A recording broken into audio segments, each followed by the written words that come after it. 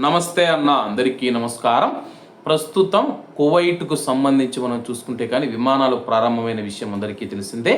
అలాగే రెండు తెలుగు రాష్ట్రాలకు మనం చూసుకుంటే విమానాలు తిరుగుతూ ఉన్నాయా లేదంటే కానీ ఒక క్వశ్చన్ మార్క్ అయితే ఉందన్నమాట. ఈ నేపథ్యంలో చాలామంది అడుగుతూ ఉన్నారు, హైదరాబాద్కు విమానాలు ఓపెన్ అయ్యాయా? కువైట్ ఎయిర్వేస్ మరియు జజీరా ఎయిర్వేస్లు ఏవైతే ఉన్నాయో మేము చెన్నైకి విమానాలు నడుపుతూ ఉన్నాము. అలాగే కొచ్చి, న్యూఢిల్లీ, ముంబై, తిరువనంతపురం అని చెప్పేసి ఈ పేర్లు చెబుతూ ఉన్నారు. కానీ హైదరాబాదు కానీ లేకపోతే ఆంధ్రప్రదేశ్లోని విజయవాడ ఎయిర్పోర్టుకు విమానాలు నడుపుతూ ఉన్నట్లయితే ప్రకటించలేదన్నమాట. ఈ నేపథ్యంలో కువైట్ ఎయిర్వేస్ వెబ్సైట్లోకి వెళ్ళి కువైట్ నుంచి హైదరాబాద్కు విమానాలు ఉన్నాయా లేదని చెప్పేసి నేను చెక్ చేయడం జరిగింది. స్క్రీన్ మీద మీకు ఒక ఫోటో కనపడుతూ ఉంది, చూడండి.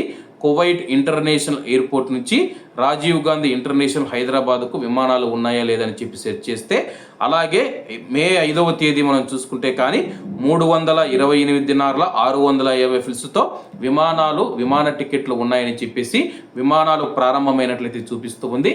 అలాగే మళ్ళీ మీకు స్క్రీన్ మీద ఇంకొక ఫోటో కనపడుతూ ఉంది, చూడండి.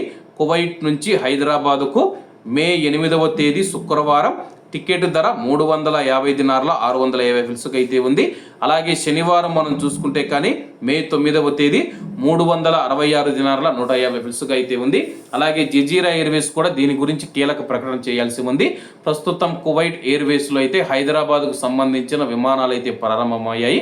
కాబట్టి కువైట్లో ఉన్న తెలుగు రాష్ట్రాలకు సంబంధించిన వారు ఎవరైతే ఉన్నారో కువైట్ ఎయిర్వేస్ ద్వారా వెళ్ళొచ్చు. విమాన టికెట్లు మనం చూసుకుంటే భారీగానే పెరిగాయి అన్నమాట.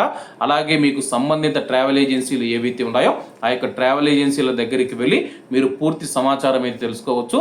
జజీరా ఎయిర్వేస్ నుంచి ఎటువంటి ప్రకటన వచ్చినా మీకు తెలియజేస్తాను. అలాగే భారతదేశం నుంచి కూడా ఎయిర్ ఇండియా కావచ్చు, లేకపోతే ఇండిగో కావచ్చు, ఆకాశ ఎయిర్ కావచ్చు, ఈ యొక్క విమానాలు కూడా కువైట్కు విమానాలు నడిపితే కానీ అప్పుడు టికెట్ల ధరలు తగ్గే అవకాశం ఉంది. కాబట్టి అందరూ బాగుండాలి, అందులో మనం ఉండాలి. అందరికీ నమస్తే అన్న, జై హింద్.